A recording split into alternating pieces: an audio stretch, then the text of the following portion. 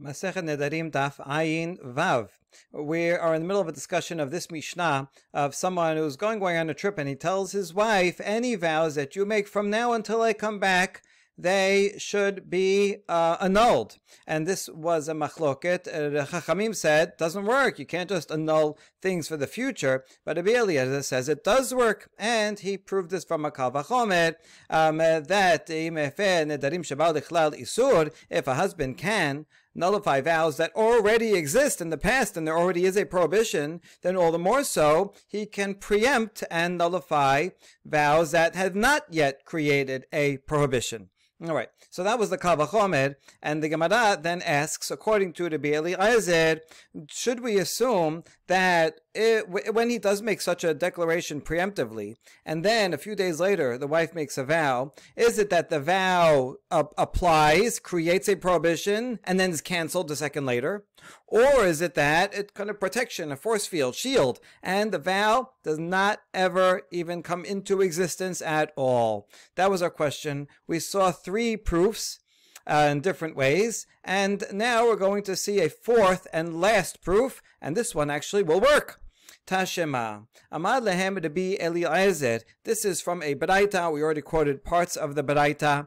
And here it's the rabbis that are saying to Rabbi Eliezer, Uma zira'im teme'im, kevan shezira'an bekarka tehorin, ziro'in ve'omdin, lo kol sheken. The argument by Rabbi Eliezer to prove his point that yes, you can nullify from before it happens, before he goes away, is by comparing his Kal Vachomer that he made in the Mishnah to the following Kal Vachomer and say they're the same thing, and so you should agree to both of them. Kal Vachomer works like this. If someone has seeds, right, that he's going to plant, these seeds became tameh. Seeds, they can become tameh. They're a food item. However, they became tameh. Once he plants them in the ground, they become tahor. There's a general rule. Anything that is part of the ground, connected to the ground, cannot become tameh. Right? If you have a tree, even if a dead body touches the tree, lies on the tree, doesn't matter. A tree can never become tameh. A plant in the ground, a carrot, tomato, anything, when it's connected to the ground, it does not become tameh. Only after you pull it out of the ground and it becomes wet and and then touches something or goes into a place that's tameh, only then it can become tameh. And so this works the other way around also. If you have seeds that are tameh, once you plant them into the ground and they take root, now they're a part of the ground, they're connected to the ground, that's it, their tumah leaves them. So if seeds that are tameh, I can plant them into the ground and become tahor, then ziru'in ve'omdin, if they already are planted, all the more so, they cannot even become tameh. In other words, if they were tameh, because they were out of the ground, and I put them in the ground, they become tahor. Then, if they were always in the ground and never became tameh, all the more so that if a dead something comes along and touches it, all the more so it will remain tahor. Right? So being in the ground, not only does it make something pure, because it makes something pure, all the more so it prevents purity from attaching to it. And so that is the analogy is, so too, a vow that already exists, a husband can come and nullify it afterwards. So all the more so, if it does not exist yet, a husband can preemptively say, I don't want future vows to apply, and they won't apply. Okay, that's his argument. Now we can learn our answer from here. We can learn that lachaylin, the vow does not apply to begin with. By analogy to the tum'ah. Tum'ah, the dead body that comes and touches a tree, it's not that the tree becomes tameh for a second, but then the ground makes it tahor. No, it doesn't work that way. It's not even susceptible to tum'ah at all. It's not within the category. So since he's making this analogy, so too vows do not apply at all if the husband preemptively nullified them. And this sticks. This is a valid answer to the question. All right, good. Now that we have that, we're going to ask about Rabbanan, because this is like a pretty good Kal Vachomer. They gave a Kal Vachomer. Rabbi Eliezer gave a Kal Vachomer in the Mishnah. He has another Kal Vachomer here. So we ask Rabbanan, Kal Vachomer. Rabbanan, what's the matter? You don't like Kal Vachomers? Now, of course, everyone uses a Kal Vachomer. There's no rabbi in the whole Talmud that denies all Kavachomed, but there is machloket about how to apply it.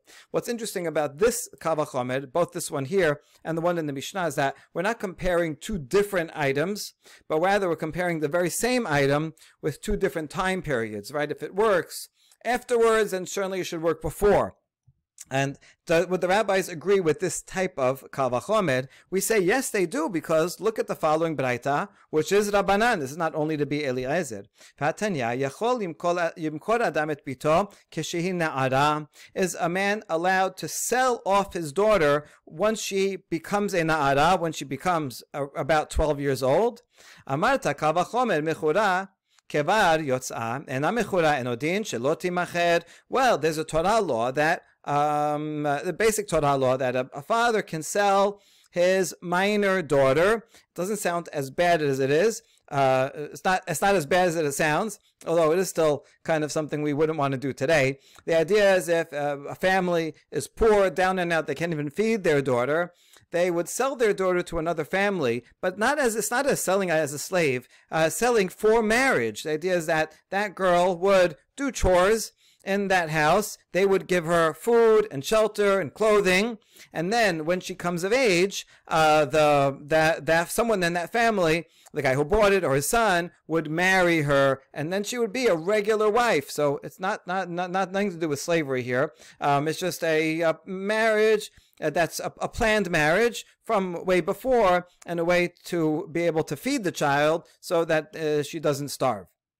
Okay, the law there is that if the owner decides he does not want to marry her nor his son, then once she becomes a na'ara, she goes free. Okay, so that's the Kavachomed. If as someone, a girl who was already sold, she goes free once she becomes a na'ara, all the more so if she is free when she is a na'ara, that she can't be sold, right? If she was already sold, she would go free. So certainly she can't be sold now that she is a na'ara. That's a kavachomed that the rabbis make. And you see, this is the same genre of kavachomed.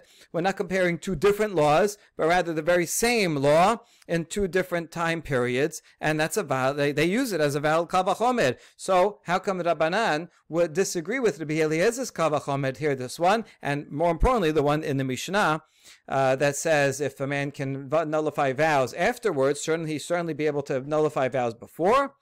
And we answer, in Ba'alma dashe kavachomer. You're right. In general, the rabbis will accept such a kavachomer. It's not that they have a problem of this type of kavachomer. V'shana chad amar kera isha yekimenu ve'isha yeferenu et sheba dechlal hakem ba dechlal hafer et shelo ba dechlal hakem lo ba dechlal hafer. The problem here is, as the Mishnah already said, the rabbis have a derasha based on the pasuk that says her husband will ratify or her husband will nullify it.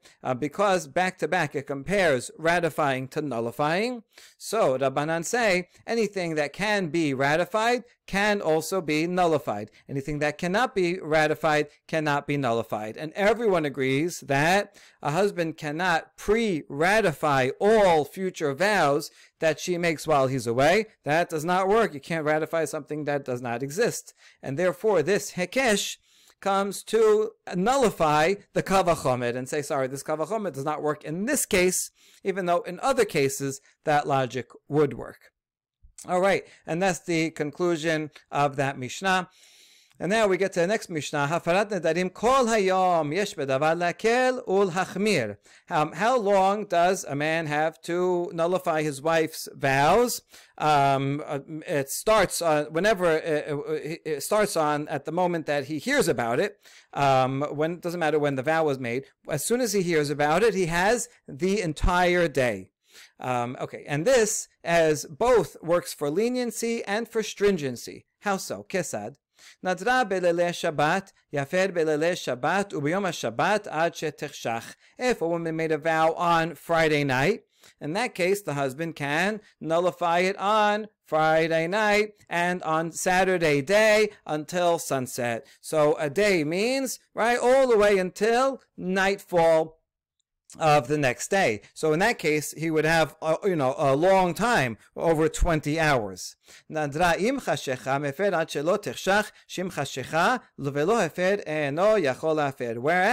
if she made a vow, we're assuming that he's there and he's hearing it live, as she made a vow 5 minutes before sunset, or when it gets dark, whatever we call Seta Kochavim. Whenever it gets dark, a few minutes before it gets dark, he did not nullify it before it got dark.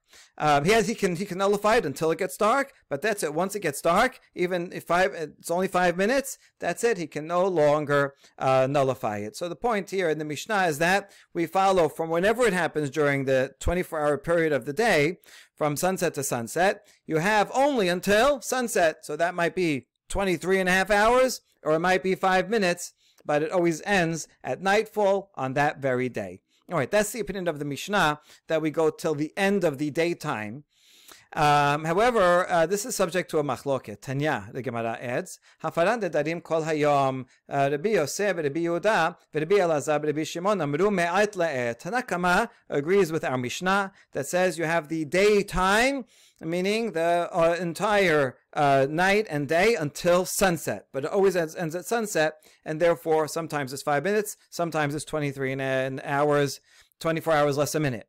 However, these two sages, Rabbi Yosef, the son of Rabbi Yehuda, and Rabbi Elazar, the son of Rabbi Shimon, they say it's a 24-hour period from moment to moment. So if he hears about the vow at 1:34 today, then he can nullify it until 1:34 to 1:33 tomorrow.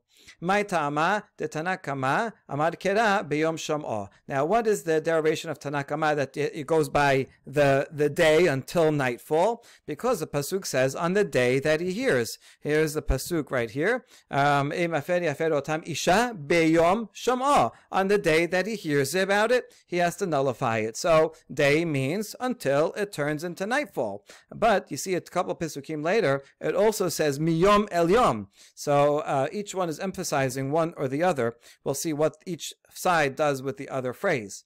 Okay, so he says from Biyom Shamo, Rabbanan Maita'maihu, Tichtib Miyom El Yom. And these two sages, we call them Rabbanan because they're plural, but they're really the minority two sages.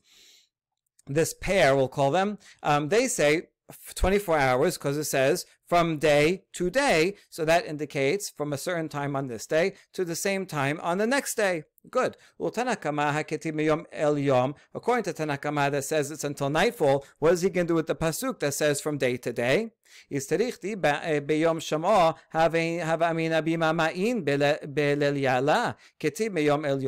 I need that pasuk also, because if I only had on the day that he hears, I would have thought that refers to the daytime, meaning from sunrise until it gets dark. But it can only be nullified during the day, and he cannot nullify it at night. I would have thought that. And therefore, Meyom El Yom comes to teach that he can also nullify at night. So if he hears Friday night, he can nullify it exactly on Friday night. Rambam, by the way, adds that the Mishnah uses an example of Friday night to teach that even on Shabbat, he's allowed to nullify vows. Okay, so that's why I need both, that he can do it at night, but the key word is Beyom, that it's only till the end of a day. Always ends at night. And according to the pair that say it's a 24-hour period from this day to that day, what do they do with the other phrase, on the day that he hears? They need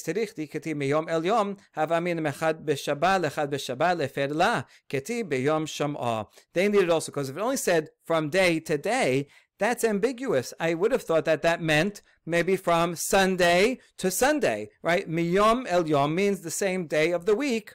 And so you have, if it was on Sunday, or if it was on Tuesday, then he can nullify it for the whole week until Tuesday, from the same day of the week. I could have interpreted it that way. That's why the other Pasukam says on that same day. Now I know Miyom El Yom means from that same time on day one to the same exact time on the second day.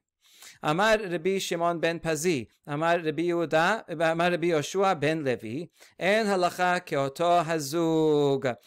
So Rabbi ben Pazi, and then Rabbi Yoshua ben Levi says, halacha, we do not follow that pair, right? It's not from 24. It's not a 24-hour period, but rather it ends at nightfall. Levi savar lemevad kahane tanae, Amar le Rav, hachi amar Habibi, and halacha keoto hazug. And Levi, he wanted to follow that those Tanaim.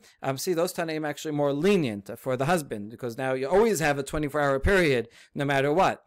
So he wanted to follow their leniency and allow himself or someone else to nullify his wife's vow. But Rav said, no, Habibi, my beloved, probably referring to his uncle, Rabbi Chiya. Dod also means, a beloved. So that's what he called him. He says, no, we do not follow halacha like that pair. Okay, so therefore, we would conclude here that it's not like that pair. But we end this sugya with just a couple of stories that can be interpreted in two different ways. Chiya bar Rav shadeg gira ubadik. Rabba bar Rav Huna yatev vekaim. Chiya, the son of Rav, he would shoot an arrow and examine a vow. Now, this could mean two different things. Either that he was not so careful about nullifying vows in general, and he would be doing some work, shooting arrows, practicing his archery, which needs a lot of concentration. And someone would say, "Oh, I made a vow," and he would, he would not. He was so lenient in nullifying vows, he didn't even have to concentrate. He could do something else at the same time.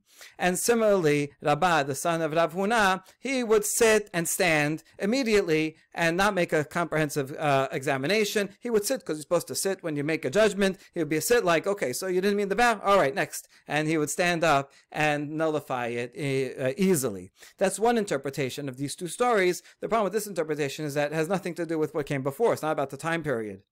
And so therefore a different interpretation is that it's not Chiya bar Rav, he held up an arrow and to see where the shadow would fall, so that he would then know what time of day it was. So in other words, he was following the opinion that says 24 hours. And he says, oh, I remember it was, around 3 in the afternoon. So let me hold up the arrow and see if it's before 3 in the afternoon. And similarly, Rabbah would stand up to see his shadow on the ground to know what time of day it was, so that he could determine whether the 24-hour mark has already come or not. So according to that interpretation, even though we just said that there's two opinions and the halacha does not follow that pair, nevertheless these two sages seem that they did follow the pair, even though the halacha beforehand follows the Mishnah, which says it ends always at nightfall. Baruch Adonai Leolam, Amen ve'amen.